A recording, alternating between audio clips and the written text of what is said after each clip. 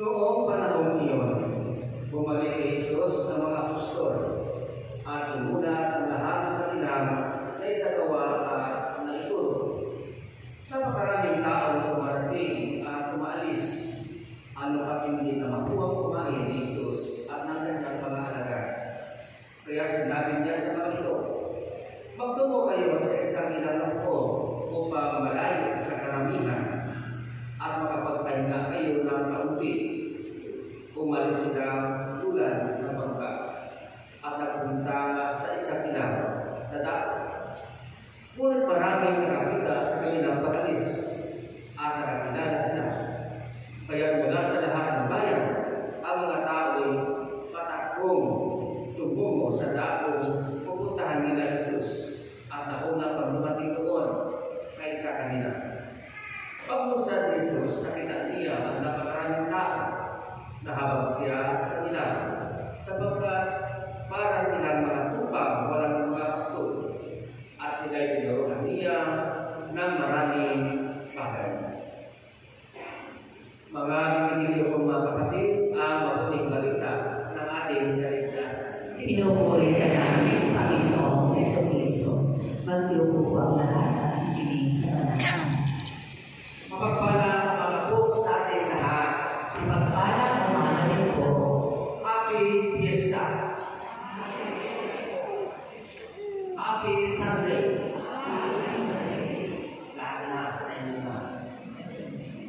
Ngayon po ay nasa labing-6 na tayo na linggo sa karaniwang panahon. At kung nakatandaan po ninyo, noong nakaraang linggo, ito ay continuation sa ating mga pagbasa sa araw nito. Kung nakatandaan ninyo, ang ating pag-video noong nakaraang linggo ay tungkol sa paghayo o sentimo ng mga alagad ni Kristo at sa kanilang pumaroon at pagpapahayag ng mabuting balita. May 4 na ibinigay ako sa inyo. Una-una ay mangaral. Pangalawa, magpapagaling. At ang pangatlo ay ano?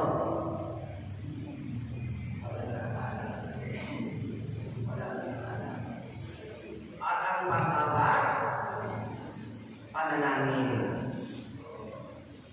At ngayong linggo, sabi ko nga, ito ay continuation sa tinatawag natin na pagsisimok ng ating Panginoon sa kanyang mga alagad. At dahil sila ay pumaroon at nangaral, kailangan mayroong tinatawag na evaluation. Sa ating ibang video sa araw na ito, may 3 bagay na ma-reflect natin. Itong 3 bagay na ito ay walang iba, kundi 3 R. R stands for Romeo.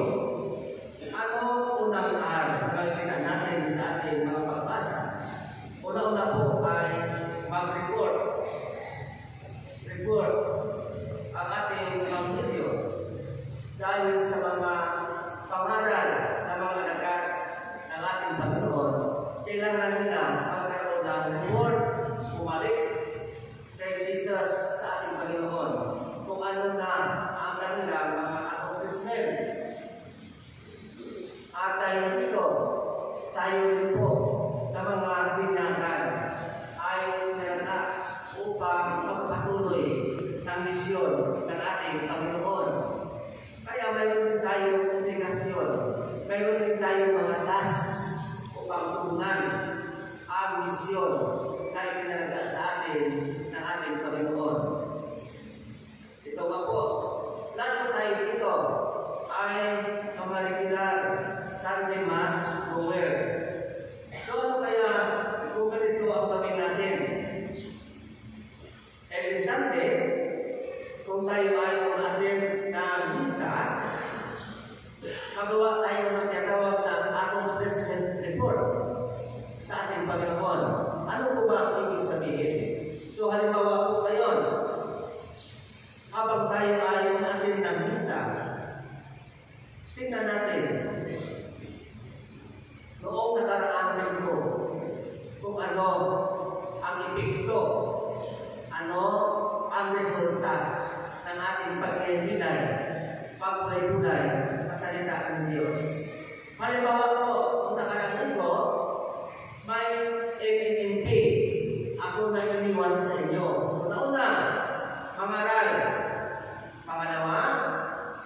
makapagaling. Pangatlo ay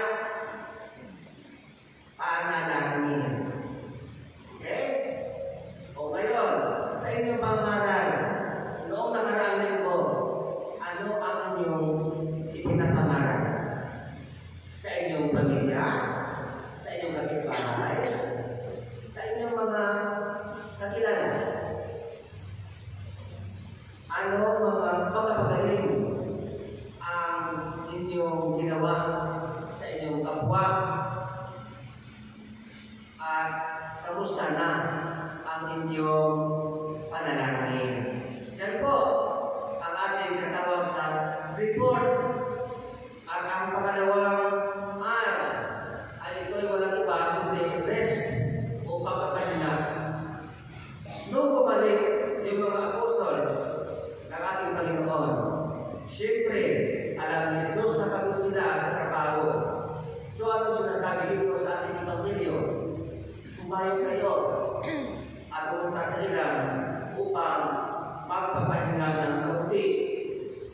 Ang tinatawag dito na rest, meaning dalawang bagay. Una-una po ay physical rest. Ito po ang ating ginagawa palagi na kailangan natin pahingain ang ating katawan sa mga trabaho. Kaya kailangan natin magpapahinga o matulog na 8 oras sa isang araw. Dahil na po, kailangan ng ating katawan ang pagpapahinga. Ito po ang marami sa akin nagpunta at nagsasabi tungkol sa kanilang mga problema. Isa sa mga problema nila ay depresyon.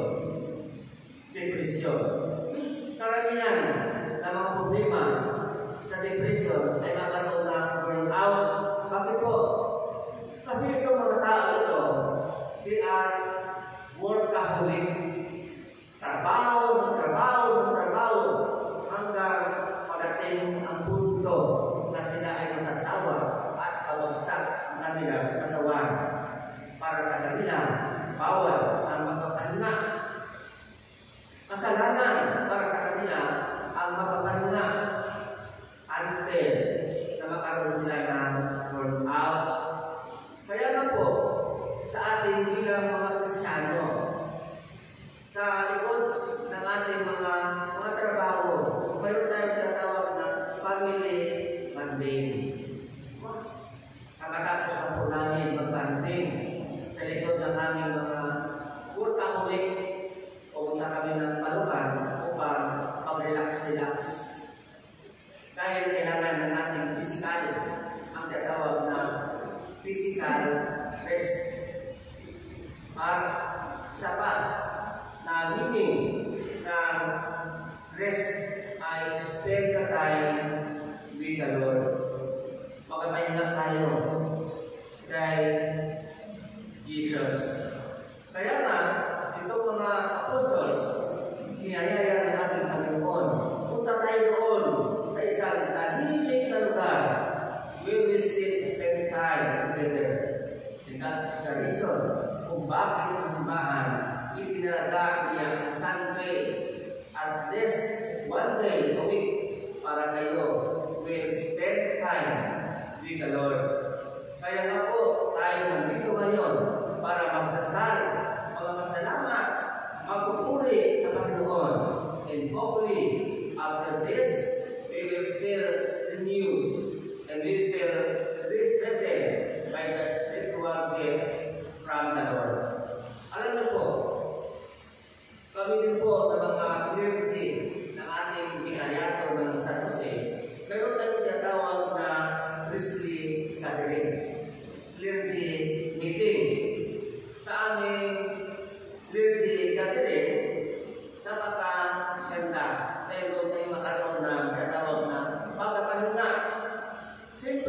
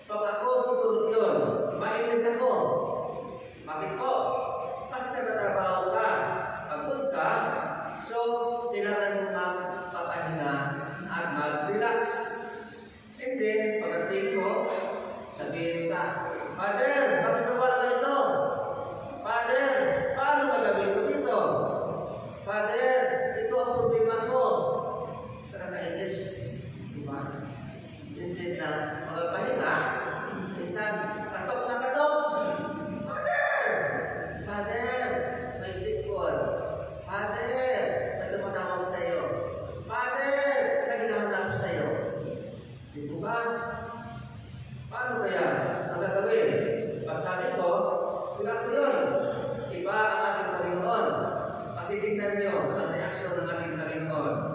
Sabi niya, his heart was moved with pity toward them, and he began to teach them many things that show that our Lord is always ready. Pagod siya, o kaya he was looking forward to rest, yet he was always ready for people in need. Yun po ang challenge at hamon sa aming mga clergy na kahit pagod, kahit kailangan ng mga parodyano, so dapat natin tugunan. Dapat natin tugunin o response ang kanilang mga tawag. And yun ang rason kung bakit ang ating Panginoon palaging ready o handa sa may kinig. Handa siya sa kanyang mga palad na tanggapin ang mga tao tumatawag sa kanya. Kaya mga kapatid, sa linggo ito, 3 araw ang ating babaunin sa ating pag-uwi. Ano po ito? Mag-report sa ating Panginoon. Pangalawa, magpapahinga sa ating pisikal na kaanyuan at spiritual na buhay. At ang pangatlo, dapat palagi tayong ready, palagi tayong handa sa mga tao na kailangan ng ating mga tulong. Kaya mga kapatid, sa linggo ito, totoo nga po ang kasabihan sa Tagalog na hindi natutulog ang Diyos. Ang natutulog lang ay yung mga nagsisimba. Amen. Magsitayo na po.